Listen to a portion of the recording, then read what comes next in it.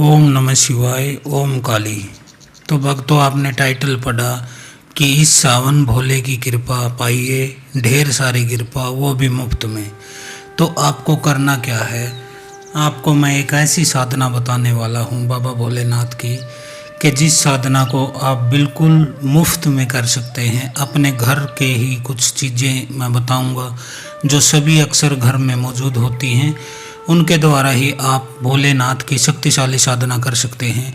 और अपने बाबा भोलेनाथ को इस सावन में आप इतना मना सकते हैं कि वो आपके जीवन में सुख, समृद्धि, शांति और खुशहाली का निवास करें और अपनी कृपा आप पर बरसाते रहें।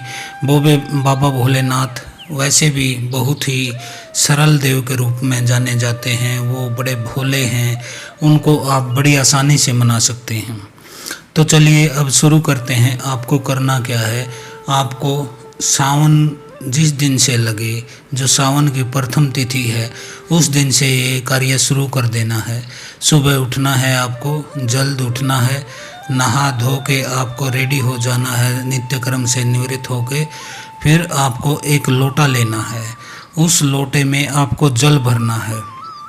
जल भरने के बाद उस लोटे में 2 चम्मच दूध डाल लीजिए, 1 चुटकी हल्दी, 1 चुटकी चीनी, शहद अवेलेबल हो तो 1-2 बूंद शहद डाल सकते हैं आप। यदि शहद नहीं है तो आप उसमें दही डाल सकते हैं। मट्ठा होता है, 1-2 छींटा मट्ठे का दे सकते हैं और 2 बूंद आप घी की डाल सकते हैं। इस तरह से आप ये धार तैयार कीजिए, पक्की धार तैयार कीजिए, जिससे कि आप अपने बाबा भोलेनाथ को प्रसन्न कर सकते हैं, उन्हें खुश कर सकते हैं। अब इस लोटे को लेकर आप जाइए किसी शिव मंदिर में जहाँ पर शिवलिंग हो।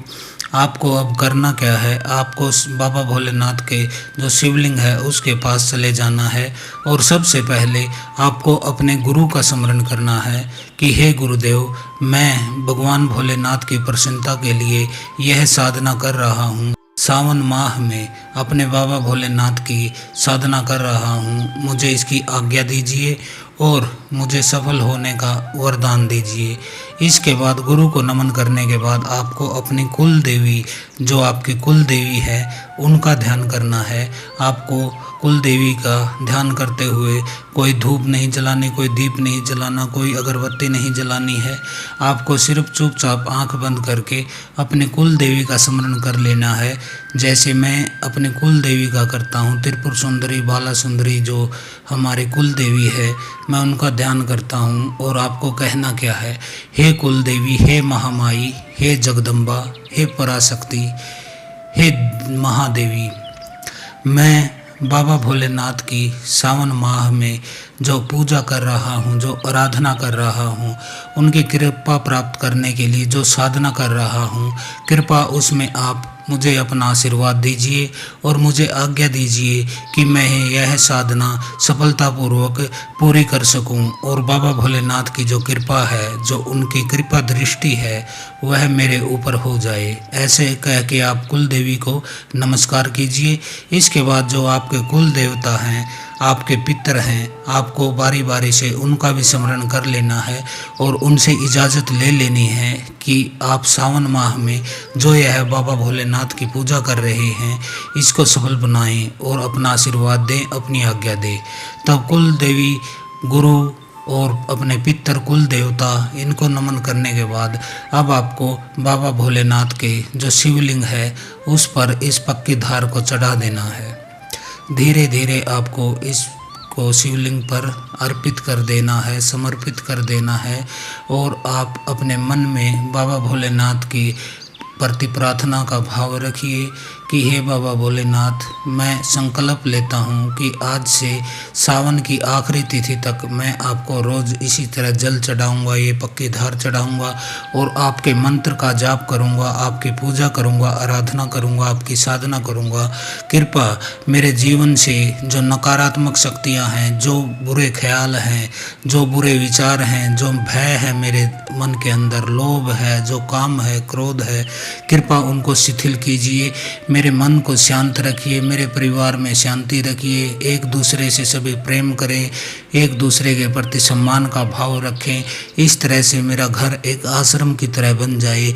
इसलिए मैं बाबा भोलेनाथ आपसे कृपा की इच्छा करता हूँ, आपकी जो दया है उसका मैं प्रार्थी हूँ। ऐसा कहकर आप पूरा जल उन पर चढ़ा दीजिए और वहीं बैठ जाइए उनके शिवलिंग के पास। और अब आप 108 बार इस मंत्र का जाप करिए आंख बंद करके। आप माला ले लीजिए, अगर आप उंगलियों पर गिन सकते हैं तो उंगलियों पर गिन लीजिए, वरना आप माला ले लीजिए रुद्राक्ष की, वो आराम से आपके घर में अवेलेबल हो जाएगी। न हो तो आप उंगलियों पर भी जाप कर सकते हैं, ऐसी कोई बात नहीं। जाप आपको श्रद्धा से मन से करना है ताकि बाबा भोलेनाथ तक आपकी आवाज़ जाए। बाकी जो विधि विधान है, साधन है, ये सब तो एक साधन होते हैं, एक रास्ता होता है, जबकि मंजिल है बाबा भोलेनाथ और आप हो यात्री जिसको वहाँ तक पहुँचना है। तो आप पूर्ण श्रद्धा और निष्ठा से इस मंत्र का जाप कीजिए। मंत्र मैं बता देता हूँ। मंत्र इस प्रकार है, ओम ह्रीं ह्रों नमः शिवाय, ओम ह्रीं ह्रों नमः शिवाय, ओम ह्रीं ह्रों नमः शिवाय, ओम ह्रीं ह्रों नमः शिवाय, ओम ह्रीं ह्रों नमः शिवाय। तो इस मंत्र का आपको जाप कर लेना है, ओम ह्रीं ह्रों नमः शिवाय, ओम ह्रीं ह्रों नमः शिवाय। यह मंत्र है, इसका आपको एक माला जाप करना है, यानी कि 108 बार। जिस समय आप जाप कर रहे हैं उससे पहले आप थोड़ी तेज से श्वास ले लीजिएगा, अंदर बाहर कर लीजिएगा 5 सेकंड के लिए, ताकि आपका जो विचार हैं वो शांत हो जाएं। चलिए मैं वो भी आपको बता देता हूँ, आपको श्वास कैसे लेनी है मंत्र जाप से पहले।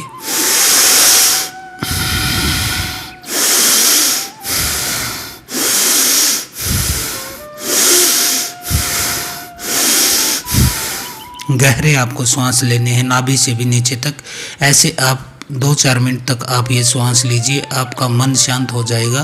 फिर आप मंत्र का जाप करना शुरू कीजिए। मंत्र जाप करते समय आप अपने माथे पर दोनों आंखों के मध्य भाग, जहाँ त्रिनेत्र होता है, शिव का नेत्र होता है, जहाँ आज्ञा चक्र होता है, जहाँ पे दिव्य दृष्टि का स्थान है, इस स्थान पर आपको अपना ध्यान, अपनी चेतना को जमाए रखना है।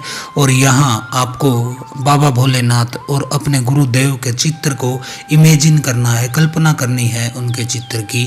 अपने जो भ्रू मध्य है यहाँ पर दोनों आंखों के बीच में जहाँ तीसरा नेत्र होता है, वहाँ अपना पूरा ध्यान और अपनी चेतना को जमा दें, क्योंकि अब आप मानसिक रूप से बाबा भोलेनाथ से जुड़ने वाले हैं। और मानसिक रूप से जो जुड़ गया वह तो जुड़ ही गया, उसके लिए फिर संसार में बाहर जो कार्य पद्धतियाँ हैं, जो क्रियाएं हैं, जो कर्म कांड हैं, वह सब बहुत छोटे रह जाते हैं, ओछे पड़ जाते हैं।